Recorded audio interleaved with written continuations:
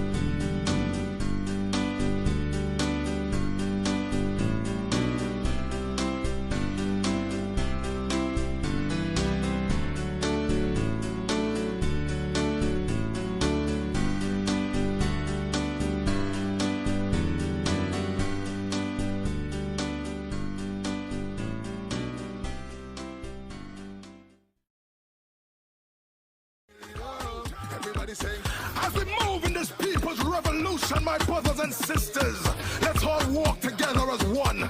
This revolution is about restoring our democracy. And this revolution is about stopping this creeping dictatorship. This is the people's revolution. Peoples are turning, your eyes are opening.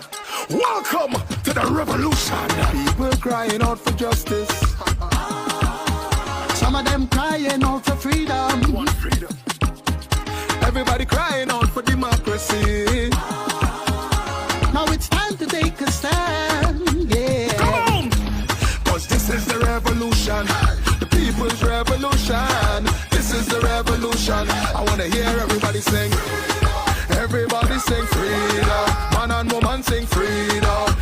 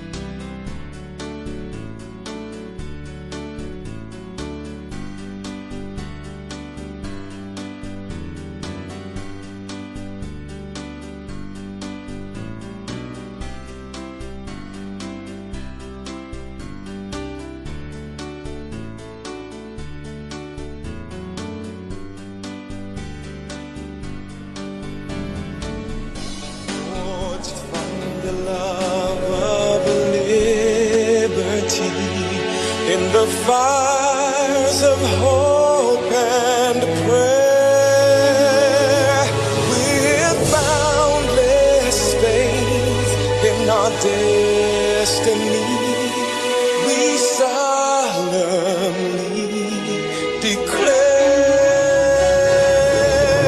side by side we stand,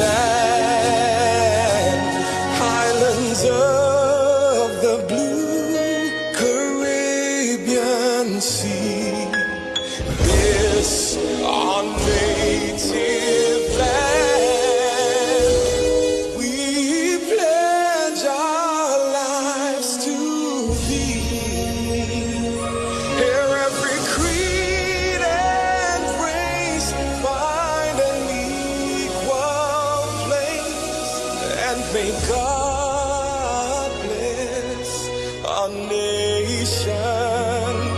Here every creed and race find an equal place, and may God bless our nation.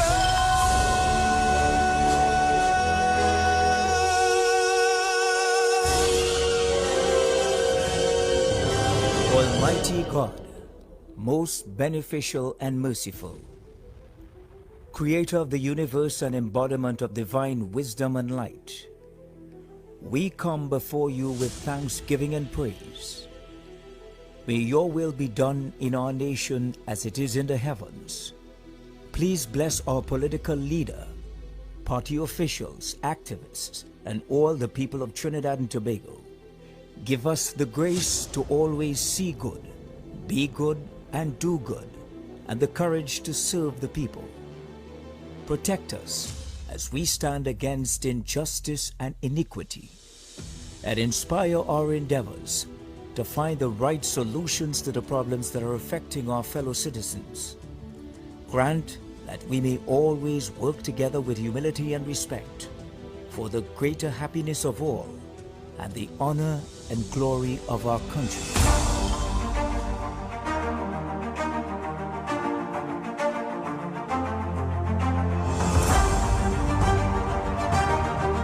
Live from the front lines, this is the United National Congress Monday Night Reports, streaming on all platforms.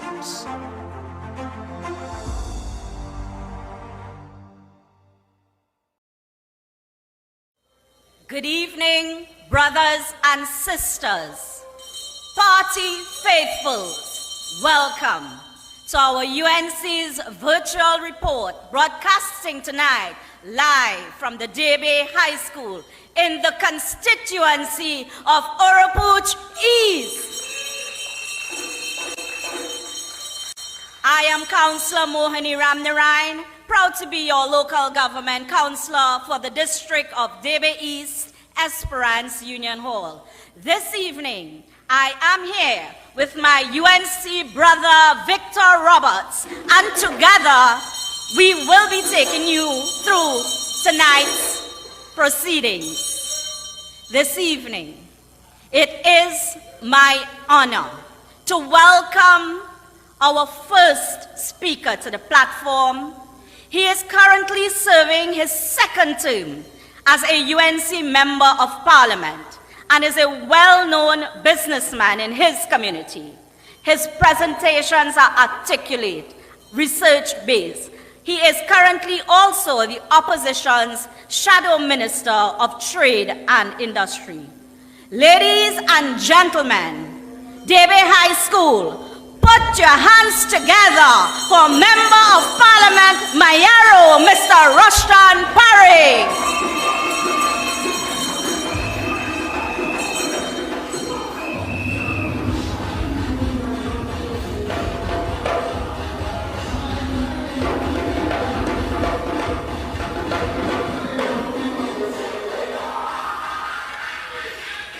Thank you very much, Madam Chairman.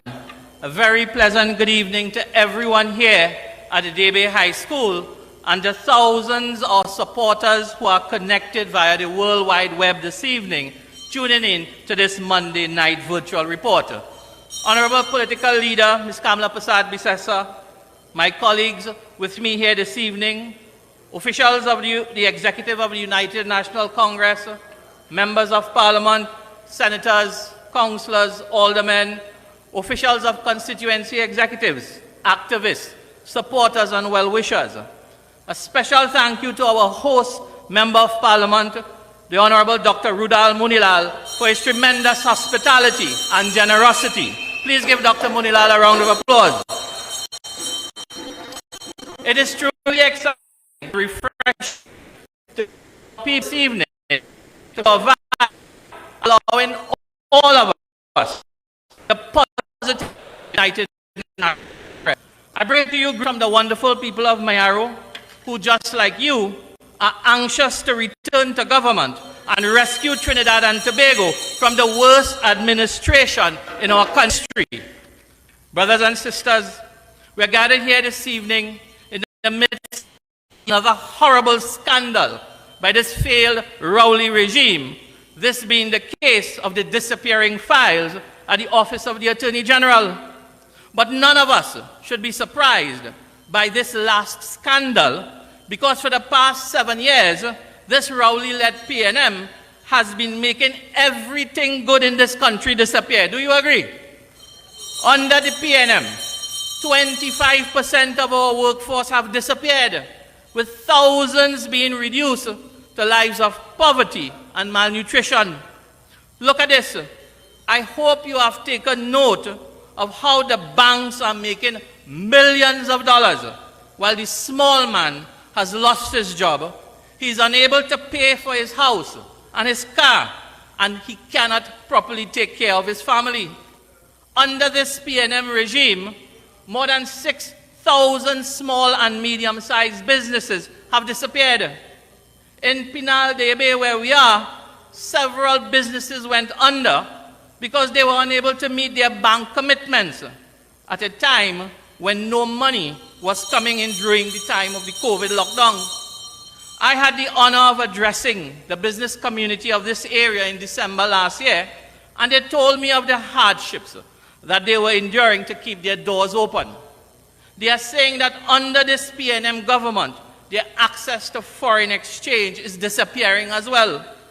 Proper transportation infrastructure, such as paved roads, are disappearing. Scholarships for our children have disappeared, therefore preventing our brightest young minds from reaching their full potential. These very bright children will disappear too as well. The ability for families to buy essential goods at the supermarket, that too is disappearing. We continue to witness the ongoing destruction of our farming communities, all because this PNM government is only paying lip service to agriculture and would not even clear the waterways to prevent flooding of our farmlands.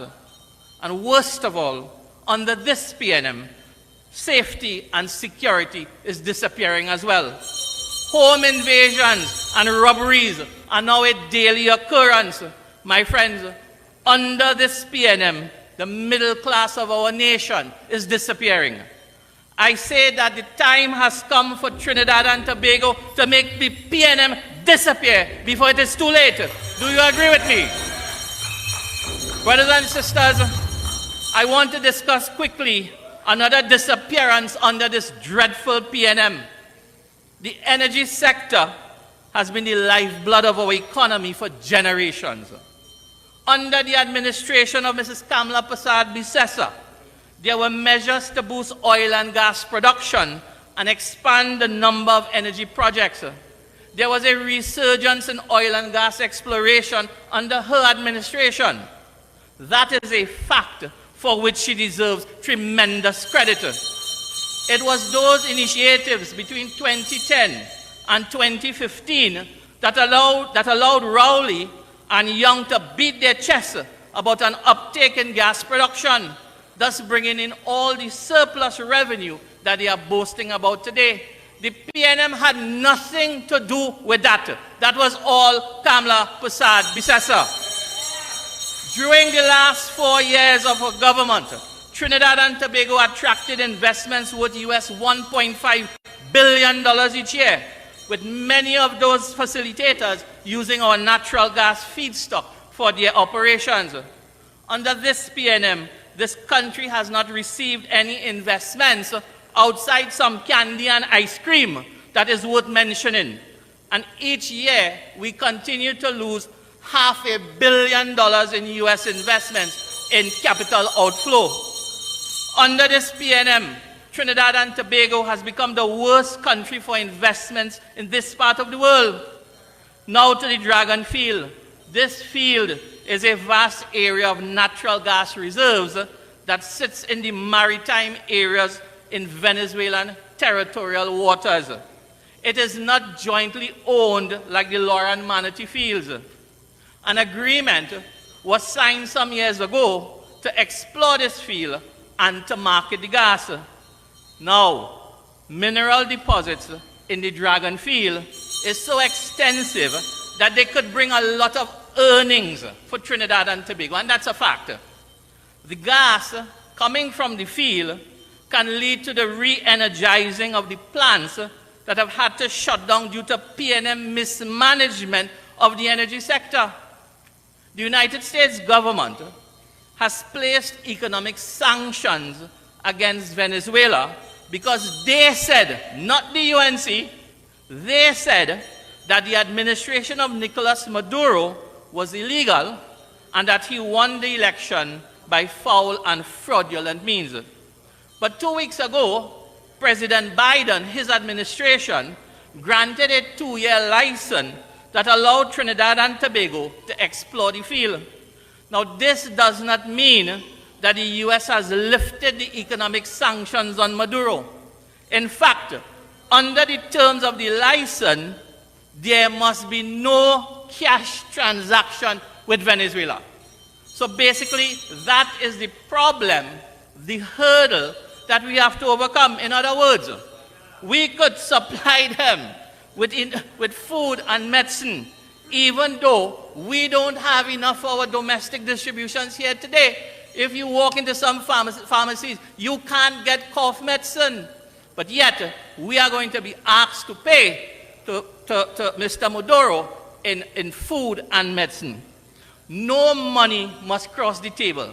Now, that, with such a complicated permission, you would expect any sensible leader to first contact the Venezuelan president in Caracas and say, boss, what do you think about this? You would think that the Prime Minister of Trinidad and Tobago would get a pulse from President Maduro about his views on this controversial issue. That is what real leadership requires. But this is Keith Rowley we're talking about. This is not Kamala Prasad Bisesa.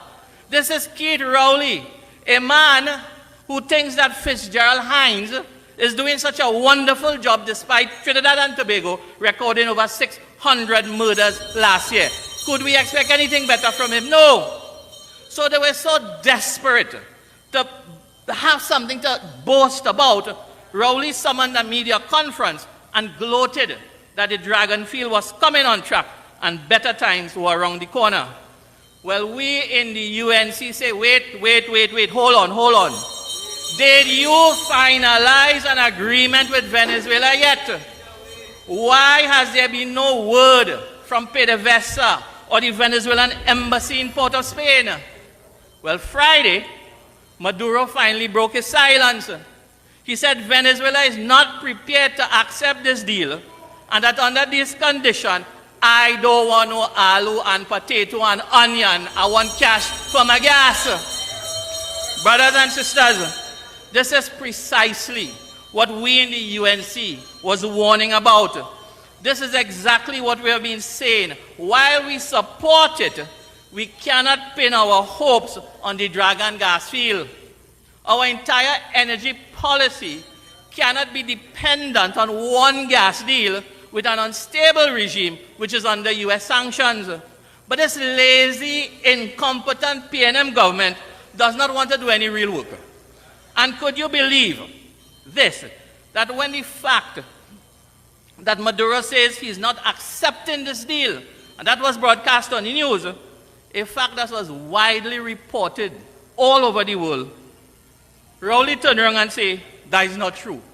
This man who has told so many untruths and lies, he no longer knows how to accept the truth or what it looks like. Keith Rowley is continuing to pass public relations stunts as government policy. And while he continues to do that, the ones to suffer are the people of Trinidad and Tobago, the thousands who are without jobs, who can't afford food and to buy their medicines. The people who are paying the price for the PNM's incompetence are the pensioners, the disabled, single mothers, the poor and the working poor.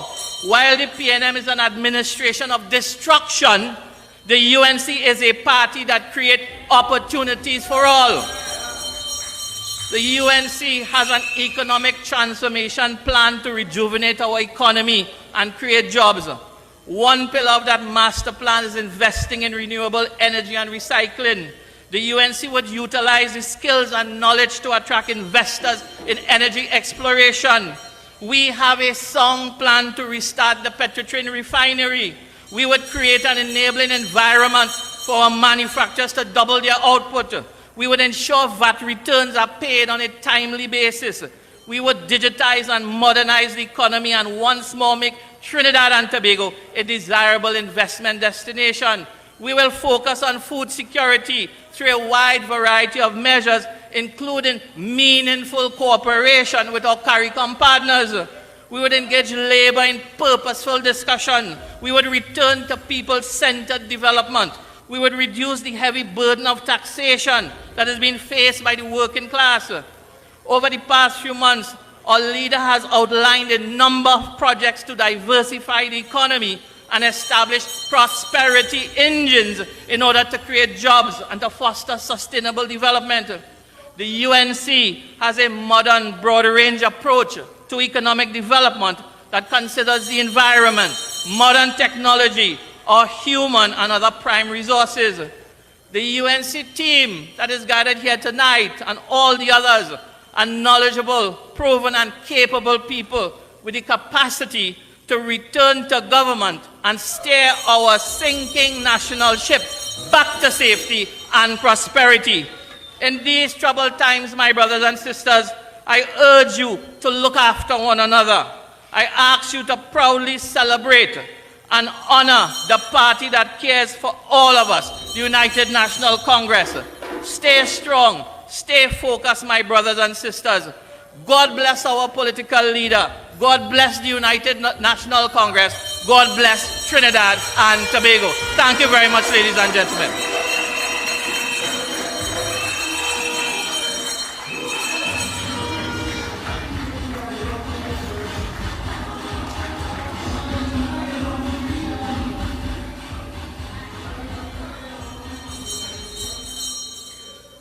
Thank you, the Honorable Ruston Pare.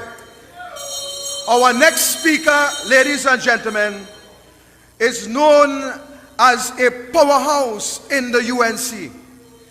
He holds a bachelor degree in government with a minor degree in international relations, a diploma in law, and a post-grad diploma in communications. That person, ladies and gentlemen, has the distinct honor of being crowned the first 103.1 FM pepper-eating champion. That individual, ladies and gentlemen, is the current shadow minister of public utilities and public administration. Ladies and gentlemen, let us welcome a champion from Princeton, the Honorable Barry Potteret. The voice of the people is the voice of God. The tables are turning, your eyes are opening. Welcome to the revolution. People crying out for justice. Some of them crying out for freedom. political leader of the United National Congress, and the best Prime Minister Trinidad and Tobago has ever had, the Honorable Kamla Persad-Bissessar. Parliamentary colleagues joining us this evening, both from the upper and lower houses of Parliament, colleagues in the local government fraternity, brothers and sisters of the UNC, it's good to be back out in the public, seeing you here assemble in your hundreds and your thousands this evening.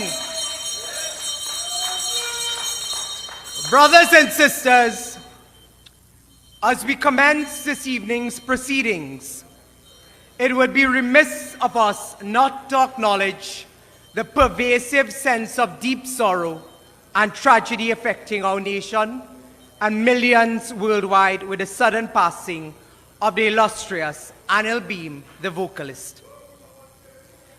Anil Beam single-handedly rescued East Indian film classics at a time it was being lost to a generation many of us belong to. With his cover versions of Raat Kali, Ek Ajnabi, and most recently, dubbed the Indian anthem Sohani Raat. I saw Dr. Munilal got excited here for a moment. Beam brought about a renaissance in the love for East Indian classics in a particular way that resonated with the young and the not so young.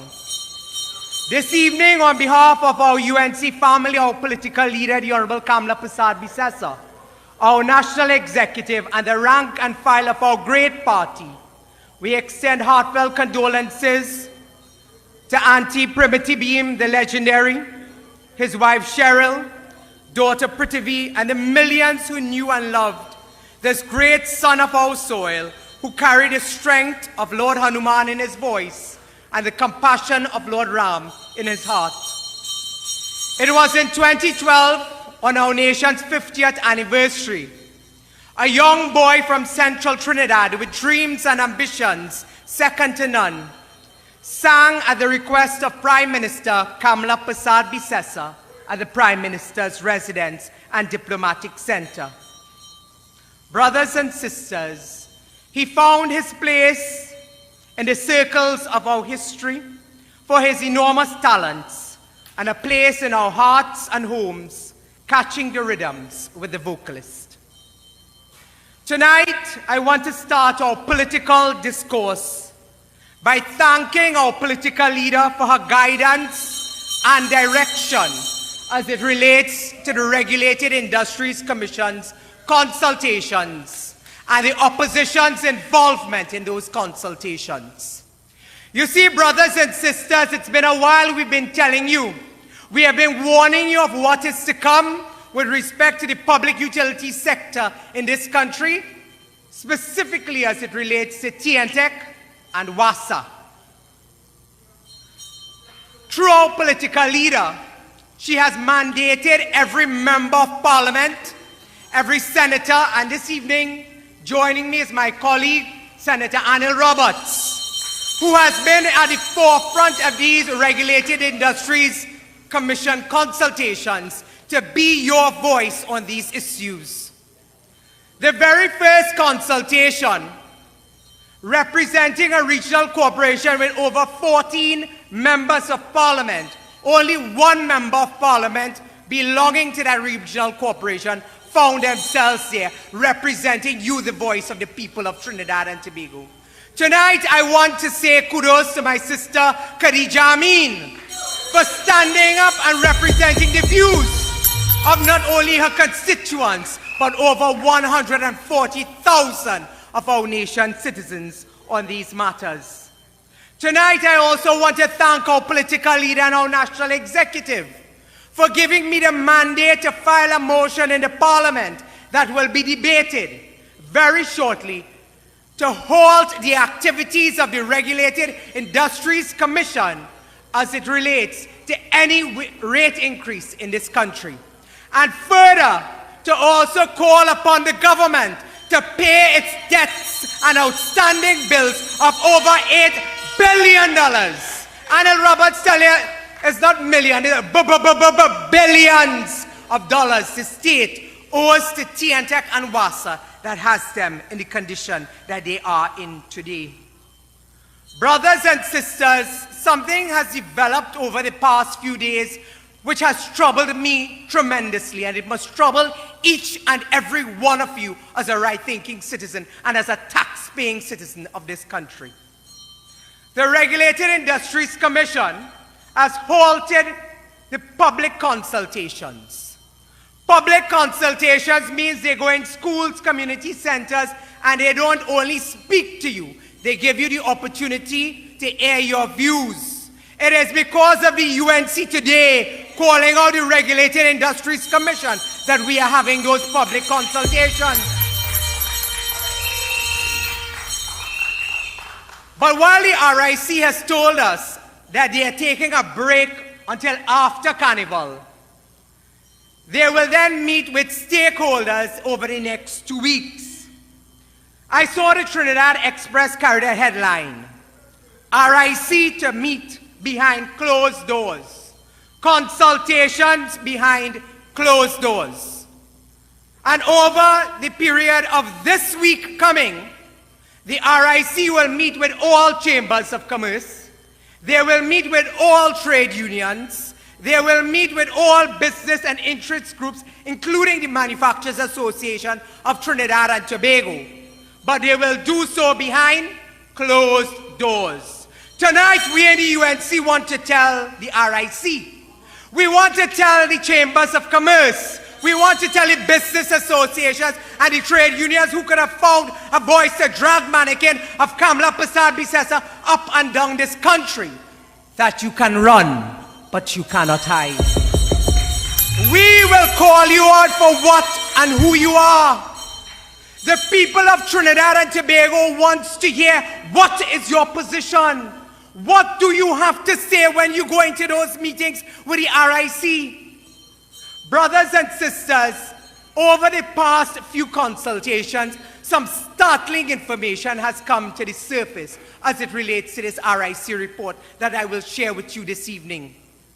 The very first thing that I want to share with you this evening is that when we went to that consultation, we didn't just go there as the opposition and the UNC. There were citizens from civil society, from interest groups. The average man and woman of the street attended these consultations. So when Rowley wants to jump on a platform and says UNC mischief, it is the voice of every man and woman in this country who has to face the high bills in the supermarket, the high unemployment that the country is facing, and now the high cost of living as it relates to water and electricity in this country. One of the things that came out that was very startling is when we asked the RIC, we said, well, how did you come up with determining these new rates? Who did you speak with? Did you go into TNTech and exercise Section 58 of the RIC Act? You all would have seen when I went there and I called out the chairman of the RIC. The chairman of the RIC did not even have the courtesy to read the Regulated Industries Commission Act to know what it says. Therefore, if you are the chairman, you are vested with the laws and the power of the RIC Act, and you do not know what the Act says. What the hell are you doing there? Who put you there? Brothers and sisters, when we asked them, did you exercise Section 58 of the Act? What Section 58 of the Act says is that the RIC can go into TNTech. They can look at their books. They can determine how they arrived at an $8 billion debt, how over the past 8 years, every government ministry, every state enterprise have debts to TNTech and NGC in the amounts of over $8 billion. When we asked them that the next day when we went to the other consultation, they gave me a legal opinion. They could not answer us in the first consultation. They promised to bring a legal opinion because the RIC chairman was the chairman. She didn't know the law. She didn't know the act. They brought me a piece of paper with no letterhead, no signature, and it read that illegal opinion provided by one Nadia John of the RIC said that, well, that was not part of the mandate in determining the new rates. So I wrote to the RIC and I said, listen, your own legal opinion says this is the power you have, because in the second line, they acknowledged that the RIC has the power to go into WASA and TNTEC and determine how they arrived at these debts. They can then go into WASA and TNTEC to determine whether or not this business plan and business model needs to be reevaluated, whether or not capital investment needs to come from the state or it will be passed on to the consumer. Do you know that when you receive your bills, when this new rate is passed, you will be required to pay something called a deposit? So each of you who receive a TNTEC bill, you will now be required to pay a deposit to TNTEC. That if you do not, or you default on your payment, they will then take that deposit in lieu of payment. And then if it is more than what the deposit is, then you will then be sent a lawyer's letter and so on, indicating that you have this debt to pay. When I asked the RIC, I said, but this is for the average citizen, that they will lose their deposit. Have you instituted a similar program for the government who owes billions of dollars? Will the government have to pay a deposit? Would ministries, schools, government offices, will they be required to pay a deposit? The man from the RIC said, well, he didn't say that. So I said, well, is it yes or is it no? He said he cannot say. I said, well, then you are playing smart with foolishness.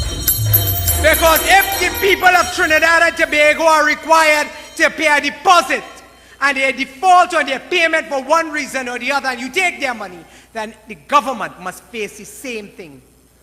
Brothers and sisters, this evening, in calling out those chambers of commerce, those business groups and interest groups, I want to ask those same groups who are meeting behind closed doors with the RIC over the next few days, whether or not they agree with economist Valmiki Arjun, who says that there will be flight of businesses from this country if electricity rates are to go up.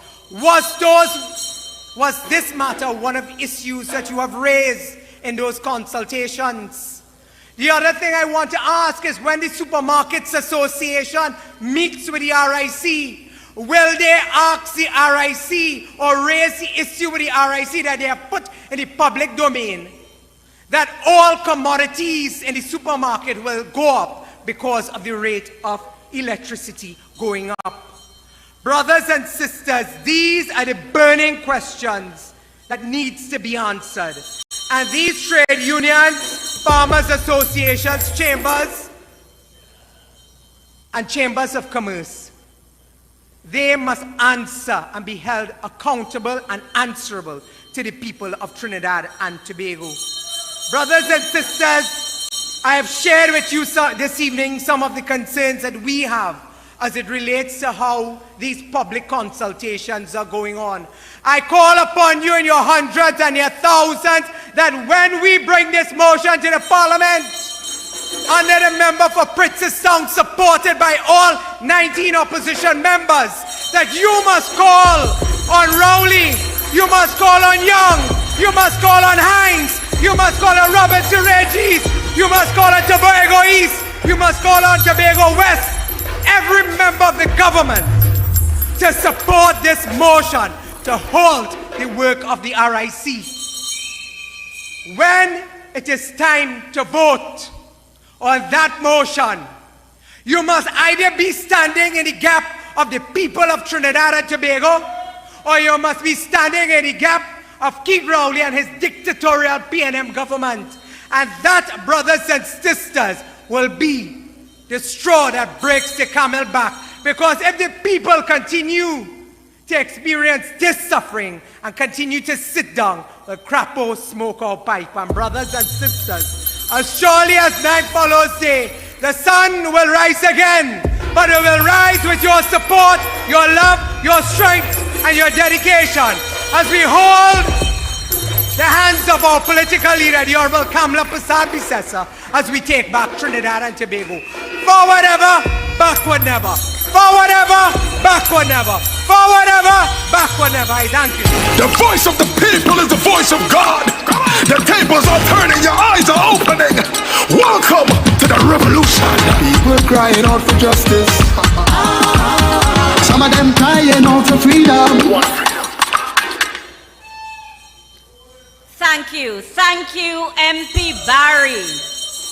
Appointed as one of the youngest senators in 2017, our next speaker was elected as Member of Parliament for Barataria Samoa in 2020. An attorney for the past 8 years, he is a fearless advocate in defense of your rights. Please welcome tonight to the UNC platform, The voice of the people is the voice of God. The tables are turning, your eyes are opening. Welcome to the revolution. People crying out for justice. Some of them crying out for freedom. Everybody crying out, crying, crying, crying, crying. Very high. I see people from Separia, I see Orpuch East in the house, Orpuch West, Faizabad, Grande, and my beautiful people from Barataria San Juan. Welcome to the Monday night forum of United National Congress. And it is good to be back outside. We have been sharing our ideas, our platform through the virtual. Thank you very much. Welcome to our political leader, the Honorable Kamla Persad-Bissessar of Senior Council, and the next Prime Minister of the Republic of Trinidad and Tobago. Tonight, ladies and gentlemen, brothers and sisters, I would like to join and share some issues with you with respect to the office of the Attorney General. This PNM Rowley government has only brought shame, disgrace, and embarrassment to that office.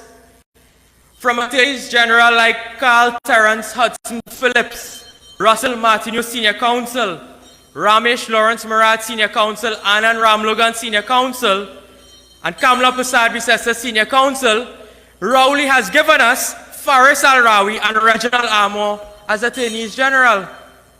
That office was held with such high esteem and respect. It was meant to be the protector of our Constitution and the public's interests. Today, that office has now been denigrated and abused by PNM to persecute individuals at the expense of your money, at the taxpayers' money. You know, when you file a case against the government, you file a case against the state, you would expect a challenge because they are acting your interest, the public's interest. Today, we are learning that they are not even going to file defenses in court or even to show up for the sit-ins and the hearings.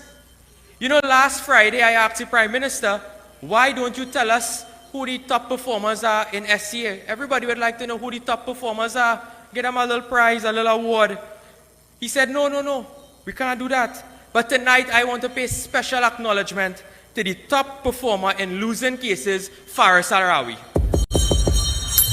I tell you, Faris Al-Rawi spent more time in law school than in the courthouse, you know. And when you thought things can't get worse than Faris, will he bring a fella called Limo Armour? Armour is his name. Limo, or I had it correct the first time. And you know, DEBE, you all must invite Mr. Armour down here and give him a little bush bath. Because it seems as though that office blight. It blight. In his short term, the man didn't even serve 1 year as yet as the Attorney General. And these are some of the editorials we are hearing, some of the headlines. Here it is. The Guardian, answers needed from the AG. AG Armour, a year of drama, bold and beautiful.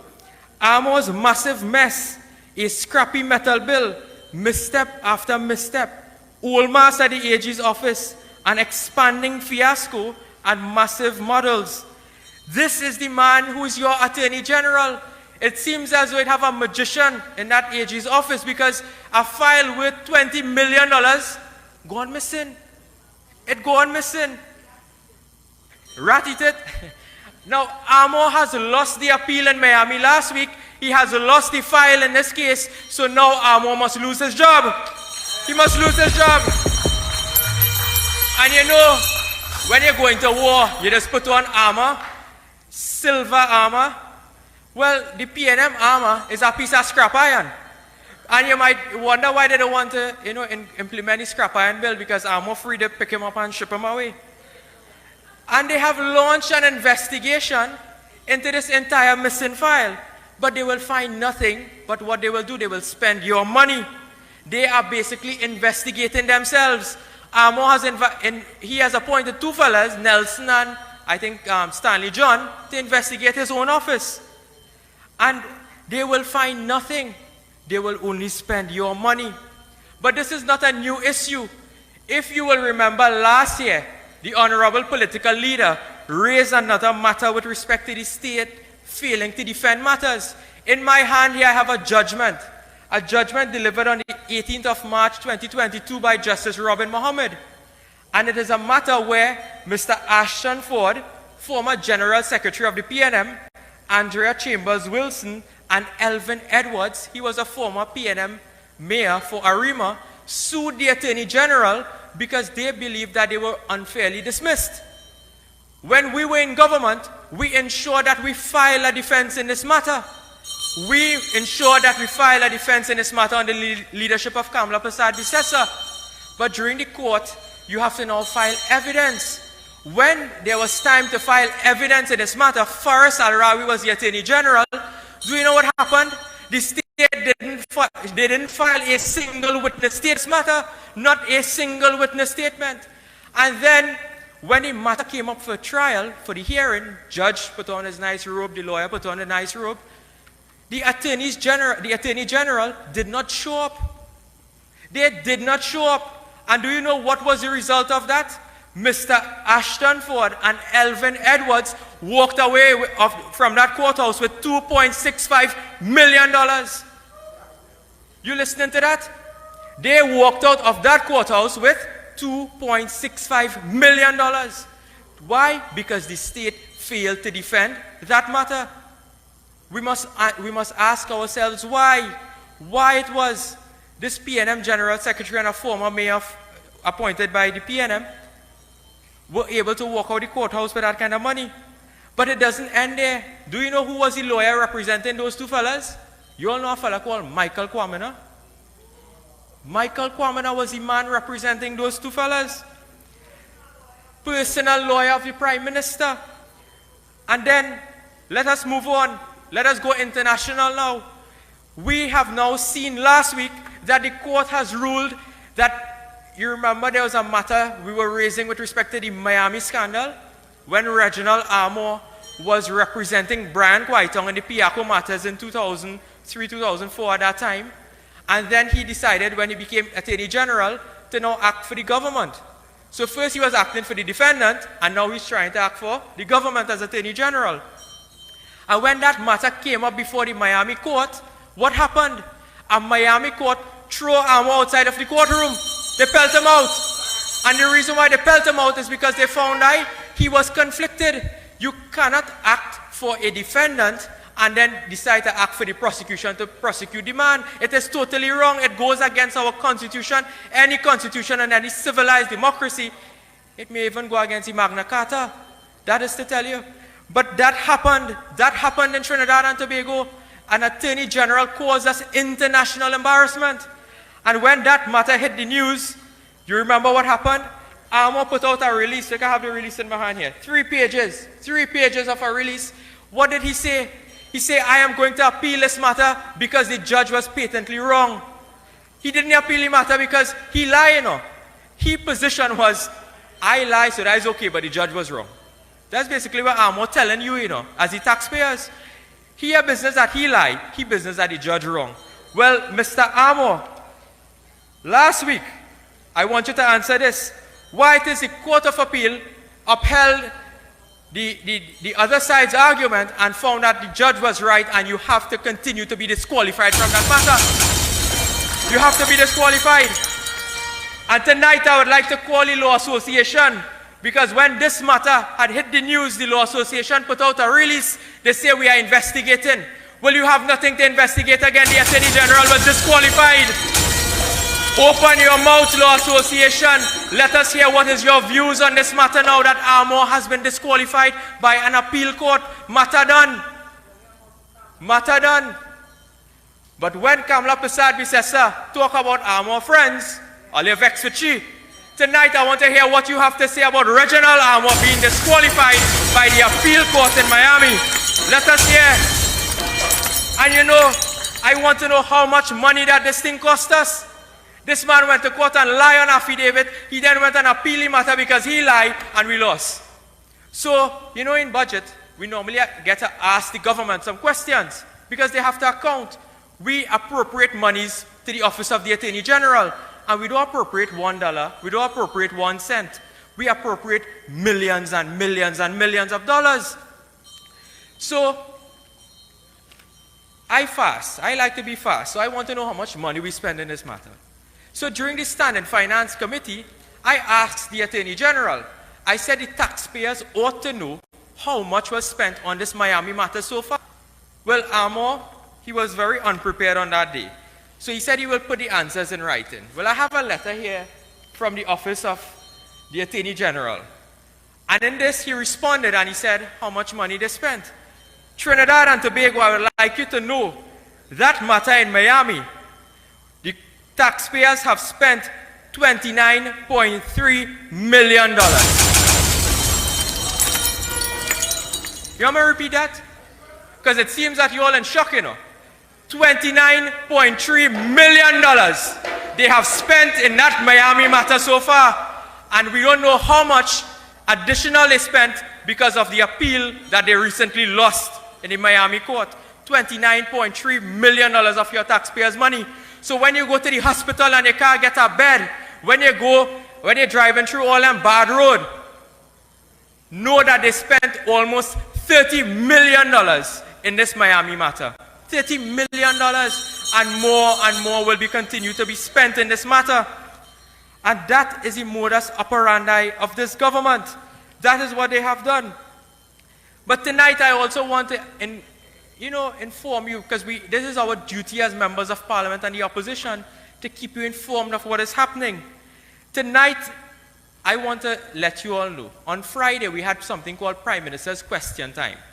And Dr. Munilal, he asked a particular question to the Prime Minister, and he asked the Prime Minister, is any other member of your cabinet involved in that Piaco matter during the preliminary inquiry?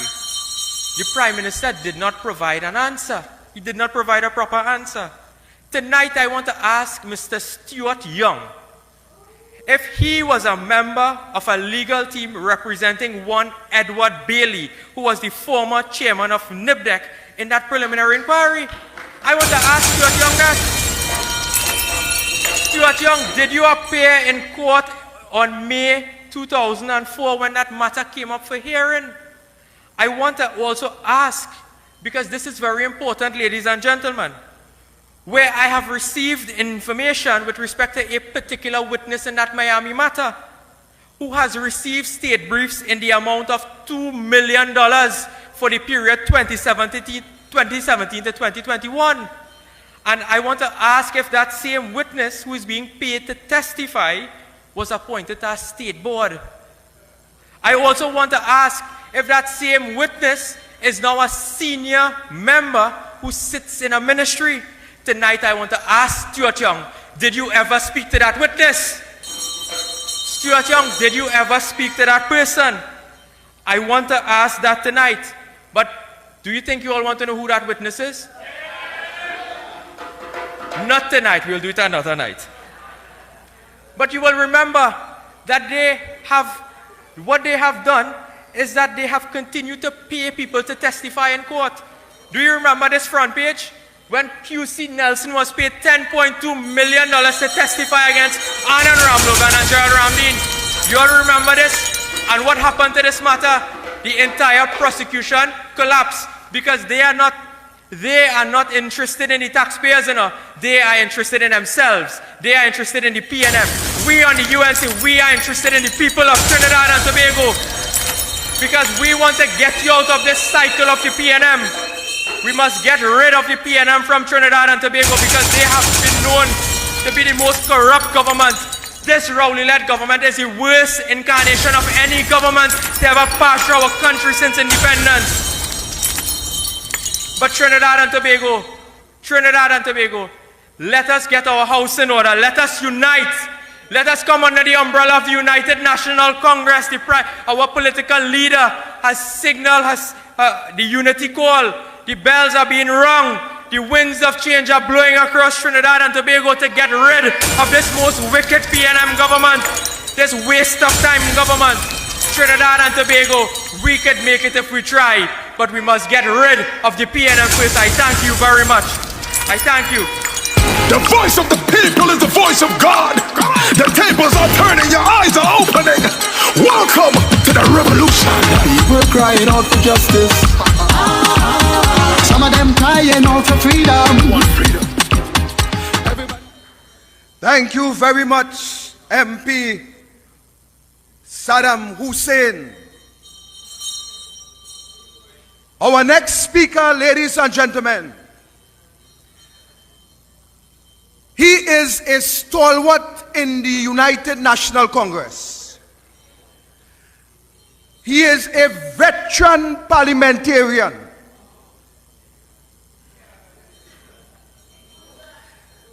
That individual, ladies and gentlemen, is currently serving as a deputy political leader of the UNC. Tonight, in the right-hand corner, I want to bring to you the lion of politics, an MP none other than Dr. Rudal Munial. The voice of the people is the voice of God. The tables are turning, your eyes are opening. Welcome to the revolution. People crying out for justice. Some of them crying out for freedom. Want freedom. Everybody crying out for democracy. Thank you. Thank you very much, Victor, for this very kind introduction. Brothers and sisters, anytime I board a UNC platform on Monday night, I speak after people like Anil Roberts, Barry Padarat, and Saddam Hussein. I am becoming more and more intimidated by this young, dynamic team nurtured by the Honorable Kamla Prasad Bisesa. Give them a round of applause. Political leader and former Prime Minister, the Honorable Kamla Prasad Bisesa, members of Parliament, members of the National Executive, brothers and sisters assembled this evening, how sweet it is to return to the road. We begin tonight our post-COVID meetings, DEBE Junction, and we will continue until we reach Whitehall in Port of Spain. No stopping. We welcome the thousands of viewers and listeners on the social media platforms, our great friends abroad. Always I recognize our great stalwart Norbert and his friends in Canada, our relatives, supporters, activists throughout the world, UNC people. Tonight a very special welcome for two very dear brothers from our CARICOM region, the Honorable Chesley Hamilton and Julian Morton from St. Kitts Nevis. Give them a welcome from our Mapuches. And you will hear from them later in the proceedings. Brothers and sisters, we meet at a very difficult time in our nation's history. We meet at a time when we have never had such bloodshed, such killings, such gun violence. We have never had this state of insecurity in this country in history. We meet at the most serious time in the nation's history, given crime, poverty, unemployment, economic collapse. And it is a time when we must reflect on the problems. We must be honest with ourselves and we must speak the truth, regardless of who like it and who don't like it. You have reached a point where you must address the issues frontally. This is a nation today, brothers and sisters, where people go to the grocery to thief cheese, to steal cheese. People walk around a neighborhood to jump over a fence and thief good-looking puppy so they could go and sell dog. This is this country. This is not in no other country. This is in the once oil-rich, prosperous, merchandise Trinidad and Tobago with a reputation for having education, bright people, and human development and capital. Under UNC government and a People's Partnership government, this was the jewel of the Caribbean. Today, we thieving dog in people's yard to sell. Eventually, in the supermarket, they will put a picture of cheese. If you go and you say, well, I like this cheese, they go in the back and bring a piece for you. Because people stealing that. This is Trinidad and Tobago, brothers and sisters. And we meet tonight to discuss issues of crime. 70 murders in less than a month and a half. Tonight we meet to discuss this, and fittingly, we meet at the DEBE High School, which was built by the United National Congress and opened on November 6, 2000. Never forget that day. November 6, 2000, by the Honorable Basile Pandey and the Minister of then the Honorable Kamla. Tell the I already went and make my booking with people who does make these kind of fancy stone outside and thing. And the Ramai Trace Hindu School will be opened by the Honorable Kamla Prasad Tessa, Prime Minister. I just leave out the part with the Minister of Education. I can't put that in. I don't know. But I leave that blank. We go put that in. But I know who will be the Prime Minister. So brothers and sisters of Ramai Trace, rest assured that your school for 7 years abandoned. That school is like, for foreigners, if you go and see that, it looked like a university campus.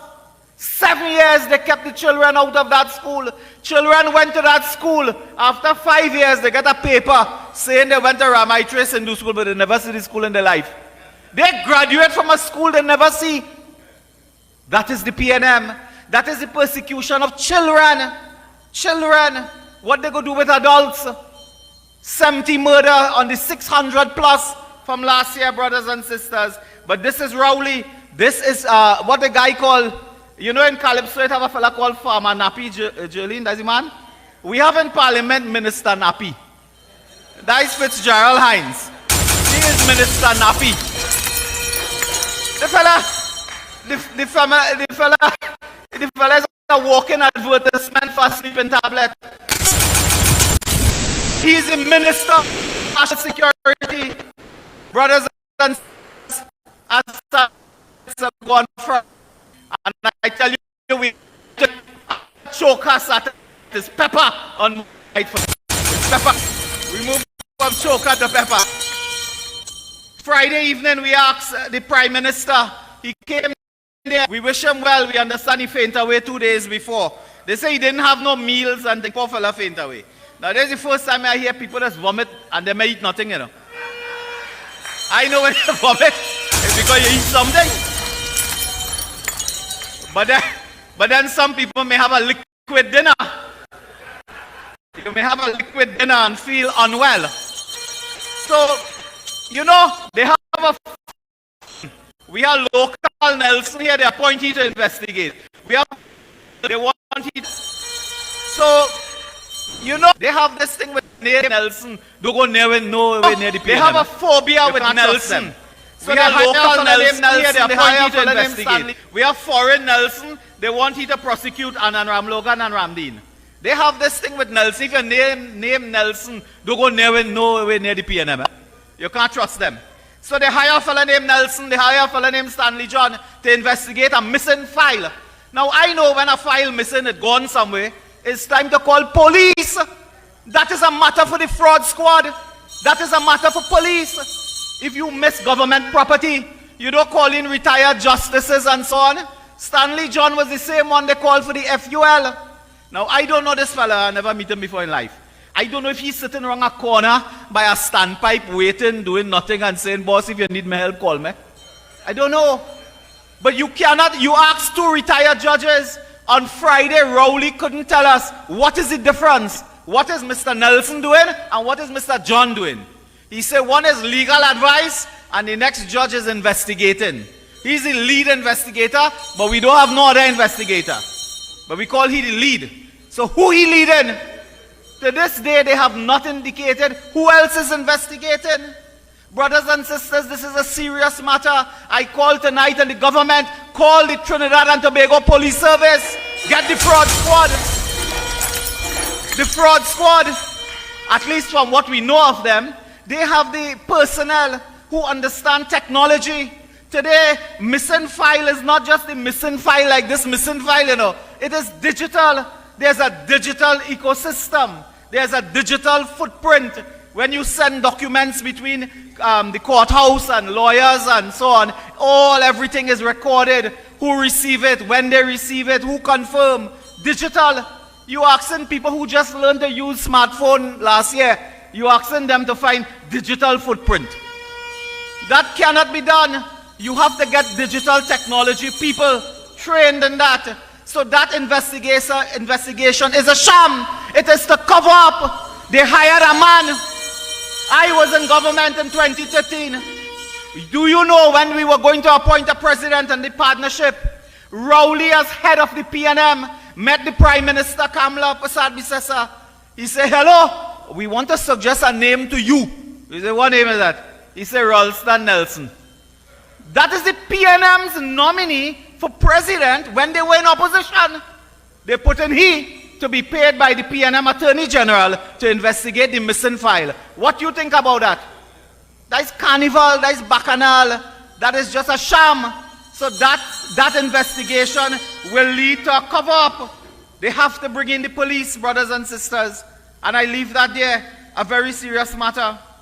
Saddam told you about this Miami business already, so we won't go into that too much. Only to say that this fella they call, what his name is?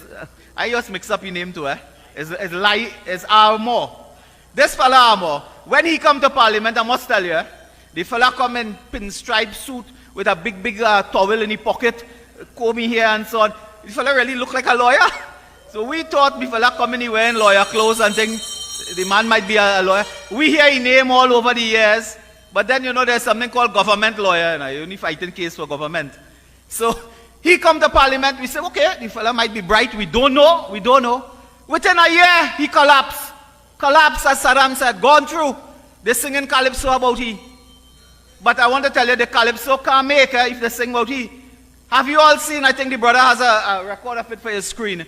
Imagine Errol Fabian, a very popular comedian here and entertainer, goes and they hire him to be MC, Master of Ceremonies of a tent.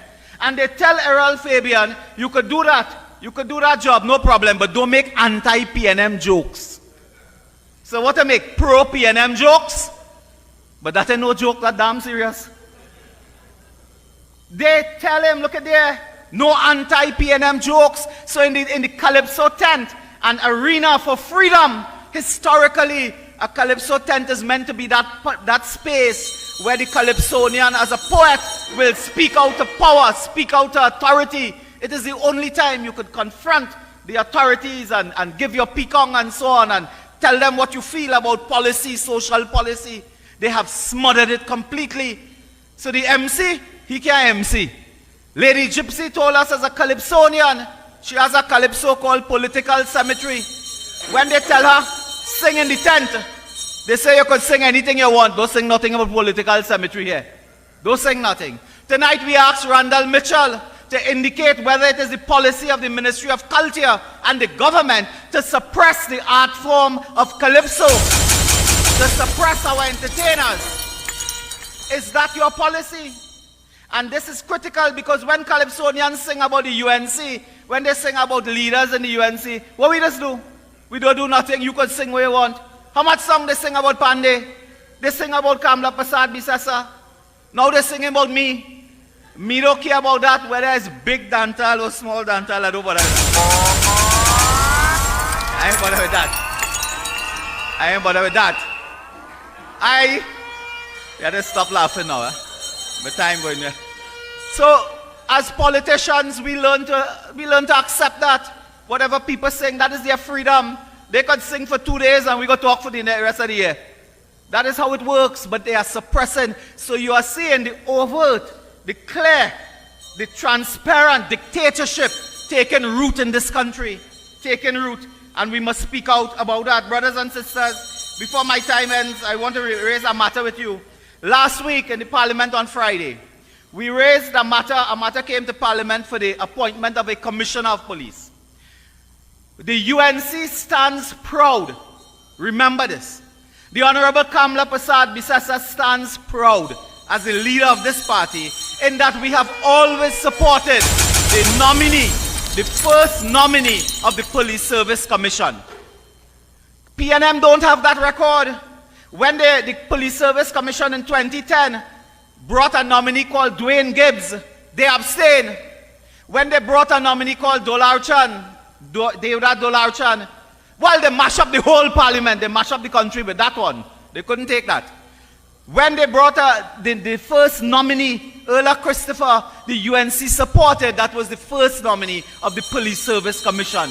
We have always supported that institution. We have always given our support to their first nominee. The PNM doesn't have that track record. They will mash up everything if they don't get the candidate of their choice. While we said we had no difficulty with Miss Christopher, we acknowledge her historic role and so on, wish her well, whatever. We know that we will be keeping an eye on her. But the issue was much deeper that we raised on Friday, and maybe some people didn't understand. Mrs. Christopher is in a very precarious position. She will retire in May, so she will be appointed any one of these days as commissioner, but she will cease to be a police officer on the 13th of May, her 60th birthday. You know what will happen? They have said it, and Rowley confessed in the parliament. He said that when we put him in a corner, we said, how will you be reappointing her if 60 years come, she's no longer a police officer? He said, well, the cabinet will do that. Could you imagine, for the first time in our history, a police commissioner who is supposed to be appointed or disappointed by an independent police service commission will depend on the cabinet? Erla Harewood Christopher is on probation. She is on probation. By May, they may look back and say, hello, we thought you come in to do this. We thought you come in to do that.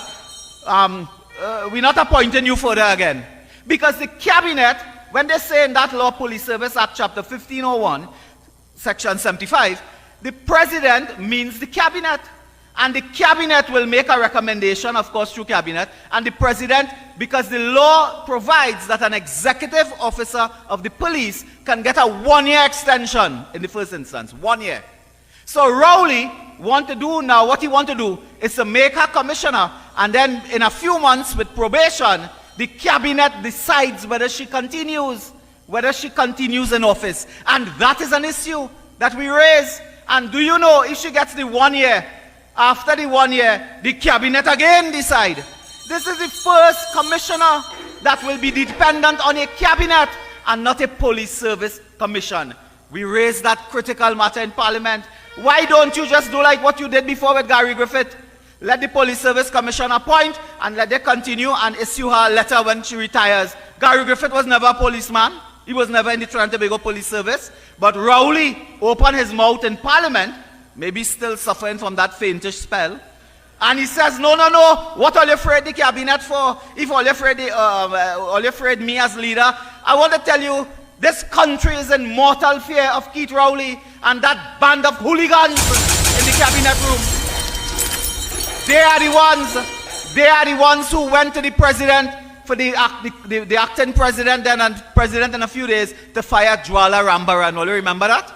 So how you mean what we're afraid for? We have history on our side. So brothers and sisters, those are very, very serious matters that I'll raise with you. At this time, our time is coming to an end. I want to thank all of you for coming out. It was, I believe, the first time we are having a meeting outside of the confines, the strict confines of the COVID. The COVID is not yet gone, so please continue to exercise caution in your distancing, your sanitizer, and etc., etc. We welcome you tonight. Look forward to seeing you every week or on every occasion that we have our glorious meeting of a United National Congress. So brothers and sisters, long live the United National Congress, long live the people of Arapuchis, long live our distinguished political leader, and may God bless you all.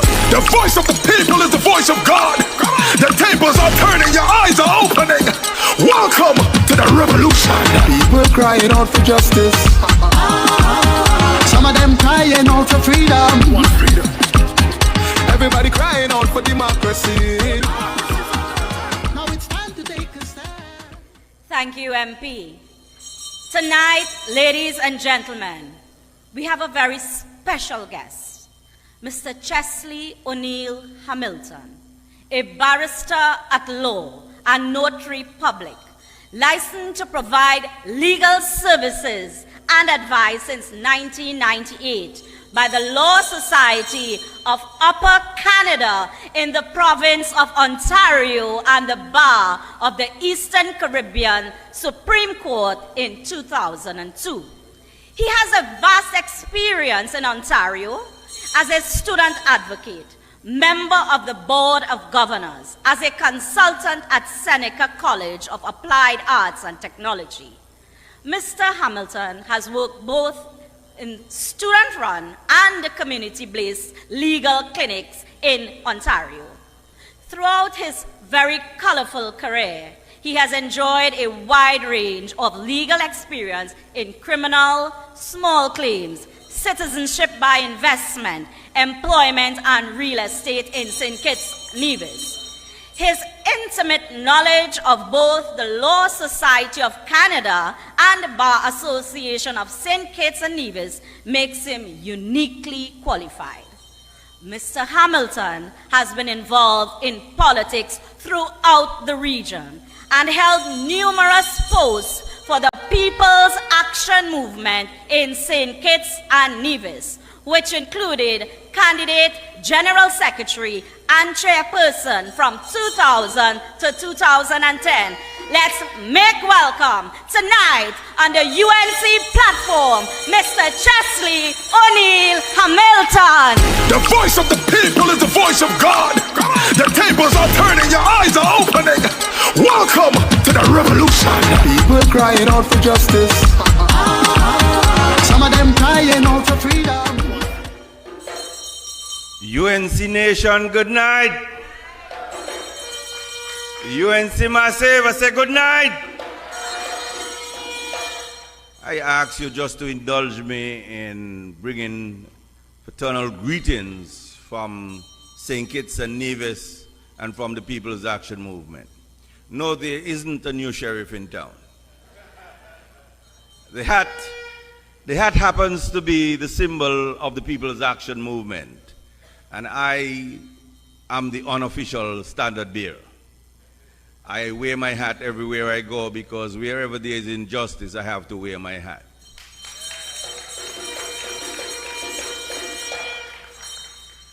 Ladies and gentlemen, some 12, 13 years ago, 14 years ago, there was a bit of injustice in St. Kitts where the Prime Minister then was about to dissolve Parliament, change the boundaries, and call an election all on the same day. All on the same day. We had one seat in Parliament, the People's Action Movement, and that means that our MP wasn't even on the Boundaries Commission. He had no input. So we did not even know where we would be voting, who we would be voting for, and we were about to go into an election. In a panic, I made a phone call. I made a phone call to one Kamla Prasad Besesa. She said to me, explain to me that again. And I explained. She said, I said, I'm looking for a case concerning your local boundaries where the report was out of time and you had to deem the report in time because we hadn't had a boundaries report in some 20 years. She said, explain to me again. I explained to her. She said, Chesley, find some way for me to sleep. I will pay my way to get there. The rest is history. There was an injunction. The Guardian ran a headline, Kamala stop St. Kitts election. Tell you, this is one powerful woman, eh? Ladies and gentlemen, sometimes the best man for the job is a woman.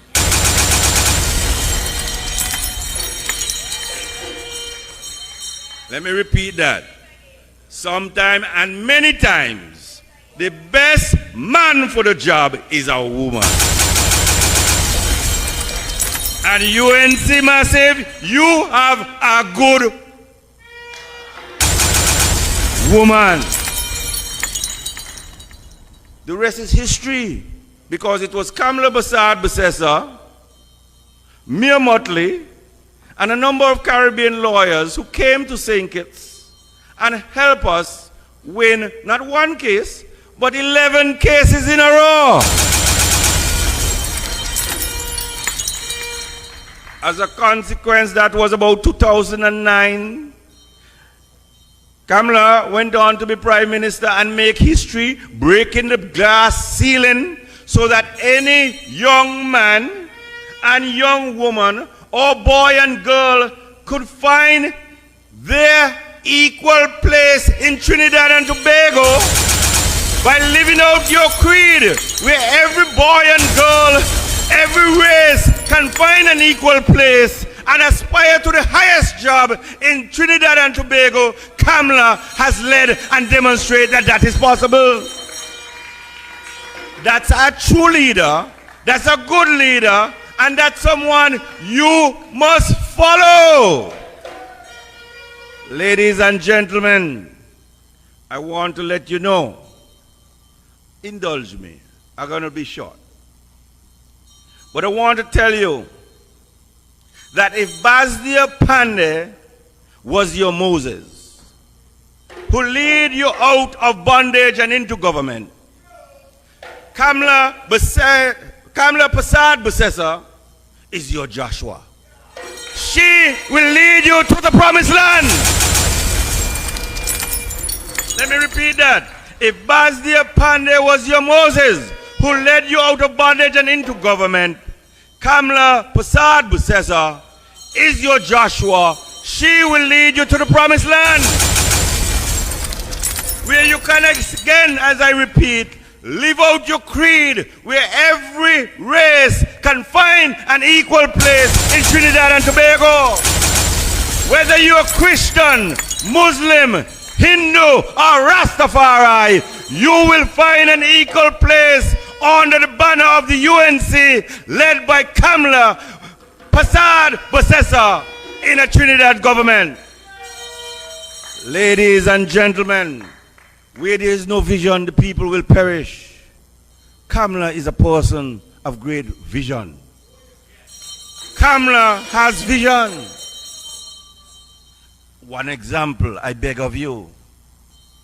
If Kamala was allowed to have more than one term of government, having put in place the one-on-one laptop program in Trinidad and Tobago, your children in Trinidad and Tobago would not be missing school or be graduating from a school they never went to, because that one-on-one laptop program opportunity to continue school. I beg of you, just that one thing, one example. I could go further, but I'm going to leave the politics to you, because I want to let you know, that you can find nobody better. You can find no one better. And I will start and finish at what I said before. Many times, the best man for the job is a woman. And you have one in Kamala Fasad Busetta, I want you to put your hands together and welcome the next Prime Minister of Trinidad and Tobago. People under the sun. One nation under the law. So who feel the black? Who feel the white? I don't know. But it's set till tomorrow night. Who feel the wrong? Who feel the right?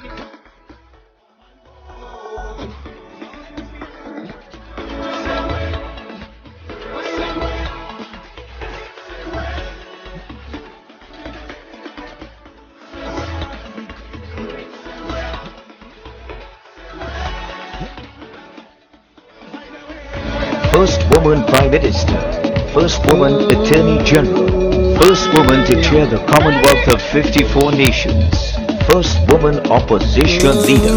Welcome KPP Plus, solid everywhere. Thank you all very much. Thank you. What a pleasure it is this evening to be out in the open. UNC, Posse, good evening. Good evening to you. And do you know, I think Dr. Munilal mentioned it, but if you walk into the school, you'll see a plaque. It says November 6th, 2000. This school was built under my watch as Minister of Education. This school.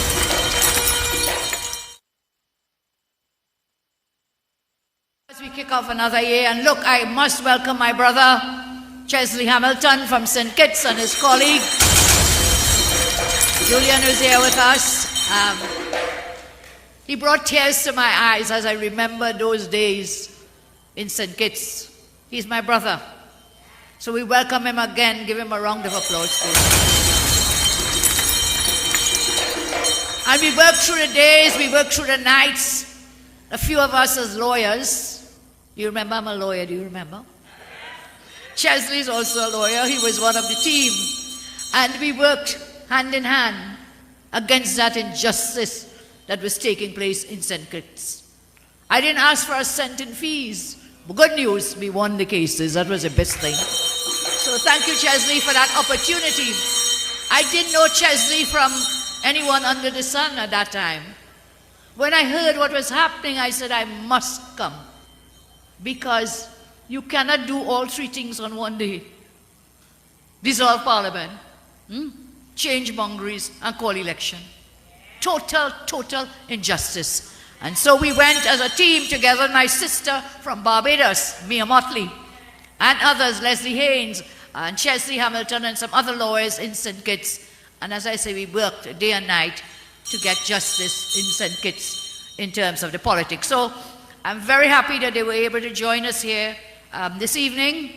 And of course, we'll have more times together. We'll be calling Chesley when we have to go to court as well. But then, you know, we have a brilliant lawyer in our court, Arden Rablogam himself, who fights for us every day. So to my colleagues who spoke before, I want to thank you very much.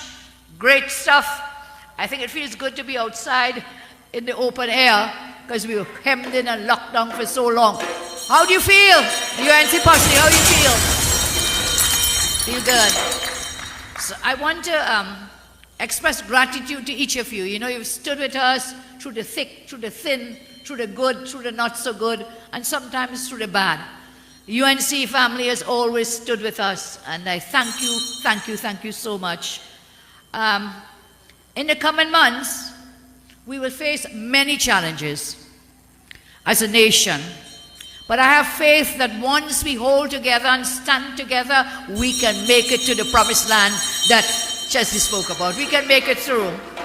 We understand that there are many pressing issues affecting everyone in this country. Crime, hardship, economic, unemployment, corruption. But as your representatives elected in the parliament, it is our responsibility to address these issues head on. And you will see that there are so many people who have become numb and dumb. The worst has happened, they do not say a word. Not a voice will be raised, not a voice heard against what is taking place in this country from the highest office throughout all our institutions that should be independent. Not a voice. Nobody. Everybody busy making excuse today. I see on the front page, Reggie Amo, Limo, whatever he is, all the scandal in the AG's office. And I see lawyer coming out on the front page today, say, hey, you can still win that, don't lose hope. You can still win that after the scandal in that office. Why are you upholding these people? Why are you lifting them up? We must get them out. Get them out. They must come out of office. They have to leave that office. And so the UNC is the only institution or organization that is standing in the way of a total dictatorship in this country. We are the ones day and night, several times for the week. Our voices are the voices of hope. Our voices are the voices of justice out there. Let them say, you say, Rudy, they call you whatever and they bad. Let them bad talk who they want. We know who we are. We are UNC and we are proud. We are UNC and we are proud. So once we stand on your side, once we stand on the side of justice, of righteousness, of what Chesley put so well, we always had equal place, an equal space for everyone. We will know we are on the right side of history. Today, I think, I must remind you that on Friday, our caucus in the parliament agreed to vote yes to the appointment of the first woman commissioner of police in our country. We wish her all the best.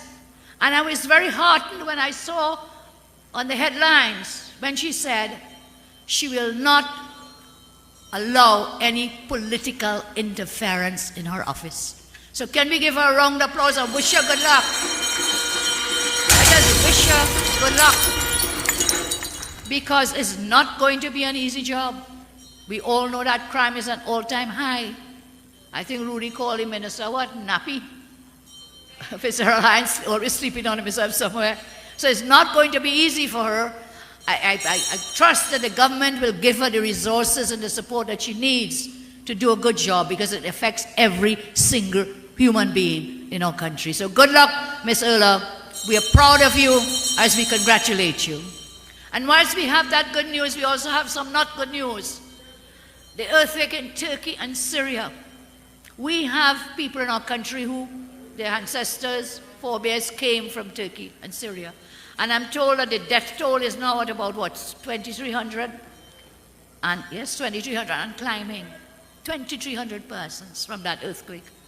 And at least 9,733 people in Turkey have been injured. A further 2,400 reported injured in Syria. So I know many people from Trinbagonians here have relatives in those parts of the world, and they may have relatives affected by the tragedy.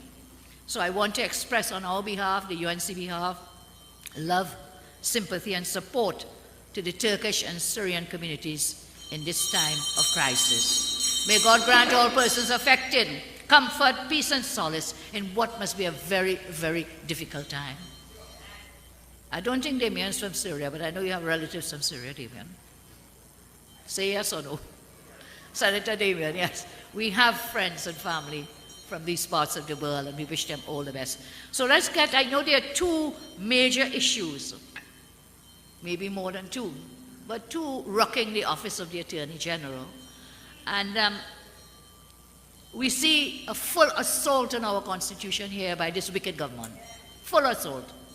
But tonight I just want to deal with one major issue, and another time we will talk about others.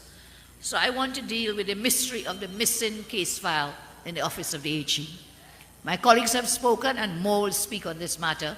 I know Anna Roberts has been on the Douglas politics on the issue as well. So last week, the AG, Limo, he held a press conference. And what did he do? Limo. That press conference, more lies and more lies. And told the nation that the reason the state did not put in a defense for the award of this $20 million in damages this big case. This is one of the largest awards in damages ever given, awarded by a court in Trinidad and Tobago, largest 20 million. And on top of that, costs too. So it's 20 million for the damages plus costs. I'm happy for Anand Ram Logan. Maybe he will get some costs for his hard work in that matter. And so the AG held a press conference and he said the reason that happened is because a file disappeared. And because the file disappeared, the state did not know when the scheduled court hearing was. You hear lie? That is lie. Even more strange, at that press conference, Limo said even though the file was missing, a submission was still made by the state. Chelsea, you're a lawyer. How are you making submission without a file? You hear lie? That is lie. On Friday, he told the parliament. So first press conference, he said a submission was made. What did he tell you all in parliament Friday, Rudy? He told the parliament no submission was made. So which one's the truth? Did they make submission or did they not make submission? You cannot believe a word from these people. Not a word. More lies. They cannot even keep track of their own lies. So you tell the nation in press conference, submission was made. You come to parliament now, you catch up somebody, say, boy, that's not true. You say, no submission was made. Can't keep track of their lies, lie upon lie. There are major scandals that have rocked AG Reggie Amo. And the first is this $20 million payout. In that case, I want to focus on that 20 million scandal that came out from these people, lies and lies. So that $20 million scandal, you know, that Limo is trying to duck and run from, that will stick on him like legal evil stick. You know what is evil stick? It will stick on him. $20 million, people don't have food in this country. You go to the hospital, you can't get medication. You're driving on the road, it's pothole upon pothole upon pothole, but you want to pay now because of your negligence, dereliction of duty, have to pay out $20 million of what? Taxpayer dollars. That's not coming from Arawi pocket, you know. That's not coming from Lima pocket, you know. It is your pocket, the tax-paying citizens of this country. That is your $20 million. Put that in your craw and swallow it. And see if you don't choke and fall down. You choke and fall. $20 million of your money. I mean, you may, maybe you may faint. So, what Mr. Rowley did, he fired a legal joker. That was Faris, joker. And what did he do? He brought in a legal clown instead. I'm making that dunce Faris, you know, who couldn't win a case, as Saddam told you. They're making that dunce look good, Amo. You're making Faris look good. Who could help could do that? Who the hell? Another dunce upon a dunce. Another dunce upon a dunce. If Arawi was bad, Limo is worse. But you see them two fellas, it's like bim and bam. The two of them, bim and bam. Making a mess of that office in every way. And so, Lima is now the laughing stock of the legal profession. Oh my God, can you imagine your own profession? He's the laughing stock of the entire legal profession. And where all his friends, when the Law Association, there was a motion about Lima when he lost the case the first time in Florida. They all of them come there, senior counsel, X, Y, P, and Q. He's a good boy, never mind. He just made a mistake when he lied. Good boy, good boy, good boy. What do you have to say now? When there is negligence, dereliction of duty in the highest office, the AG's office, what do you lawyers have to say now? They go on, as I say, numb and dumb. Not a word. I'm calling out the Law Association. I'm calling out all those senior counselors.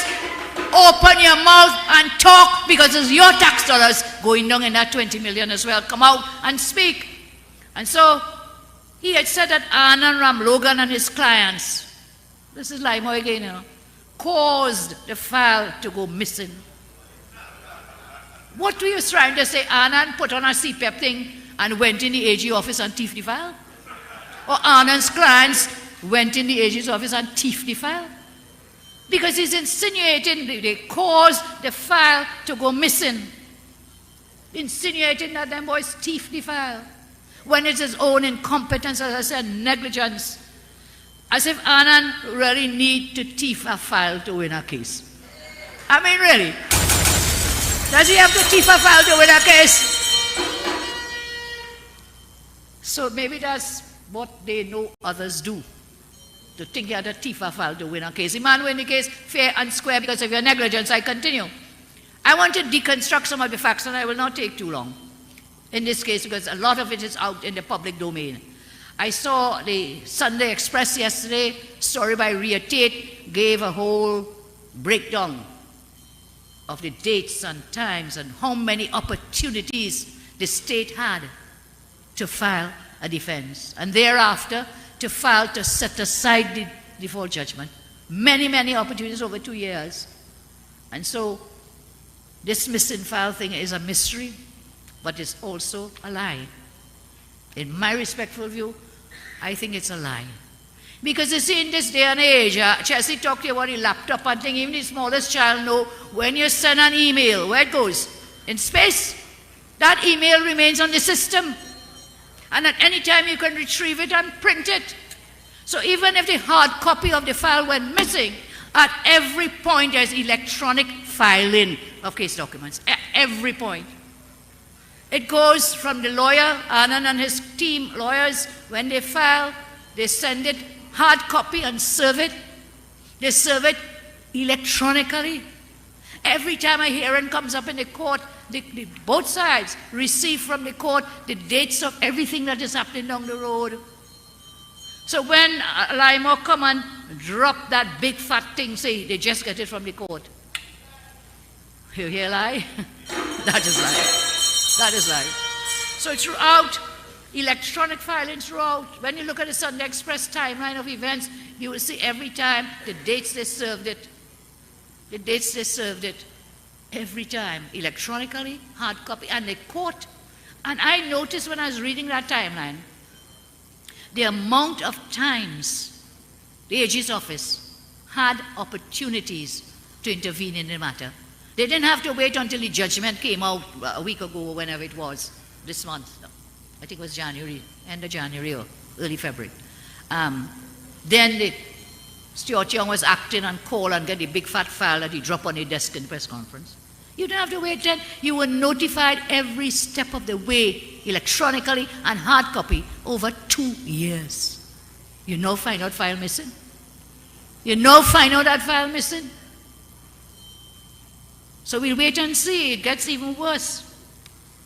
You had the application for default judgment. You had all these things taking place. Now, look, what is even more worrisome?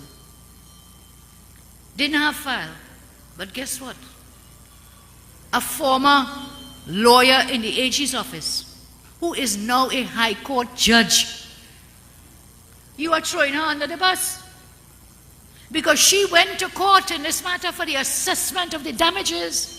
She represented the AG's office when they were assessing this $20 million damages and made submissions at that point. But you had no file.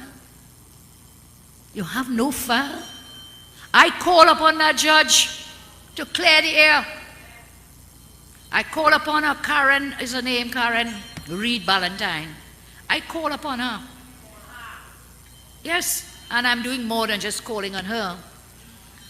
I am writing, I've written to the Chief Justice. I'm writing to the Justice, I've written to the Chief Justice.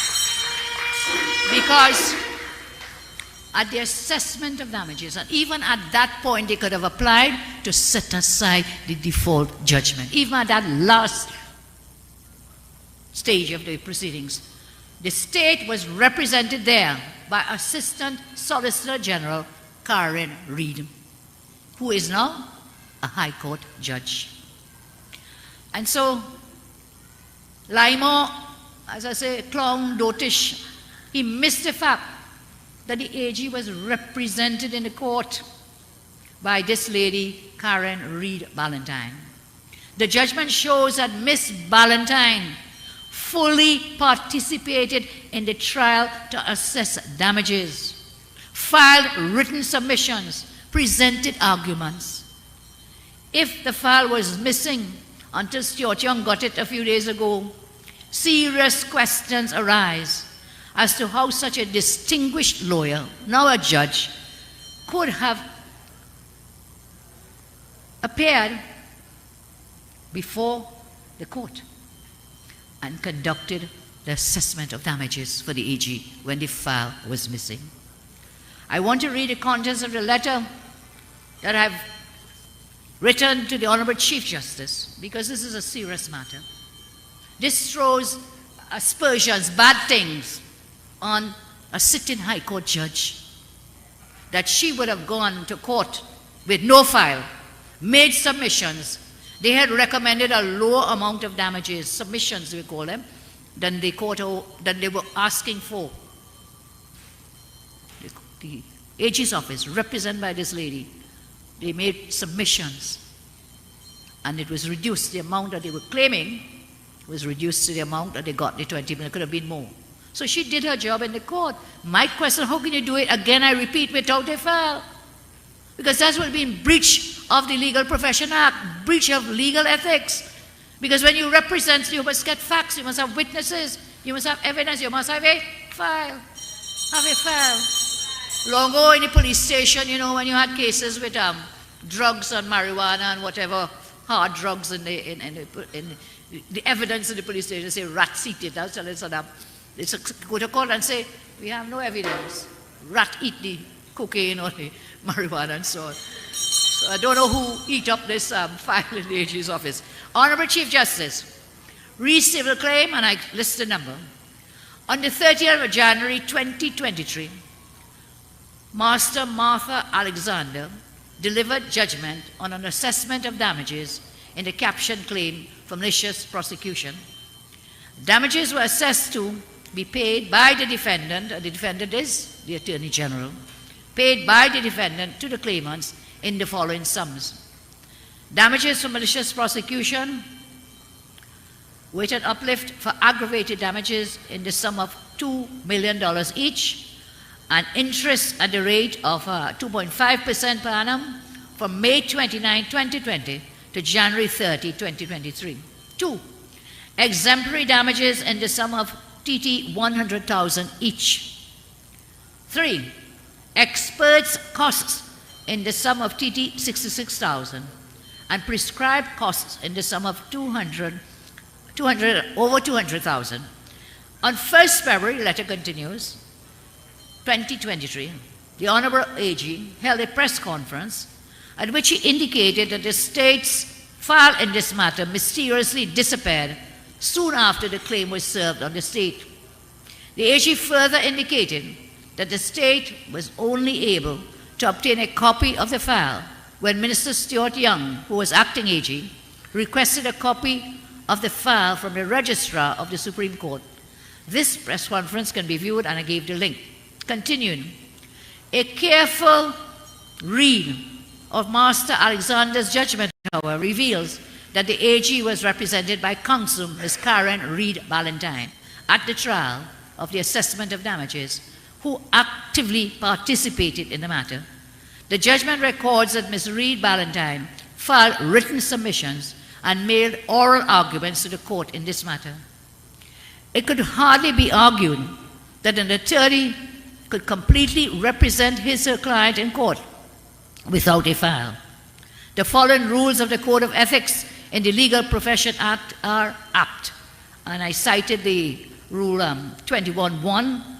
An attorney-at-law shall always act in the best interests of his client, represent him honestly, competently, and zealously, and endeavor by all fair and honorable means to obtain for the benefit of any and every remedy and defense which is authorized by law, steadfastly bearing in mind that the duties and responsibilities of the attorney are to be carried out within and not without the bounds of the law.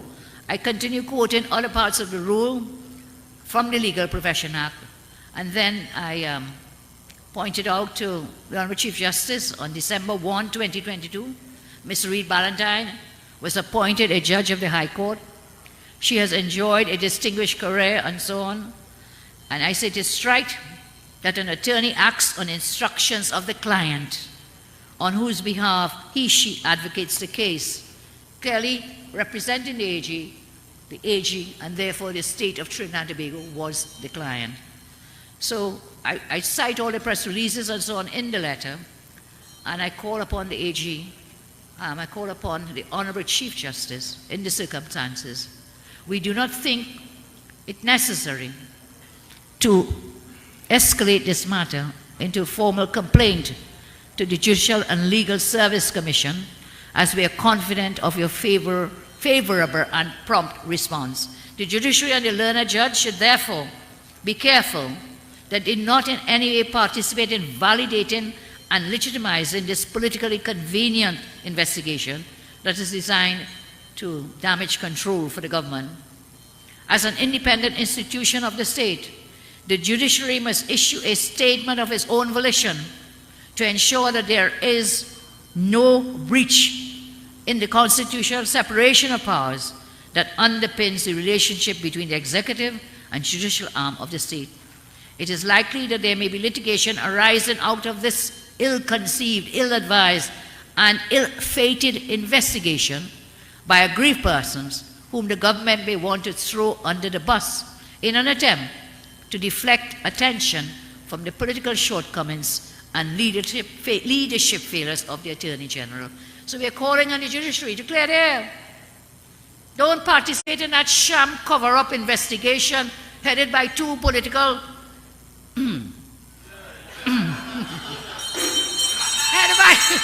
headed by two politically tarnished, and what are we going to get?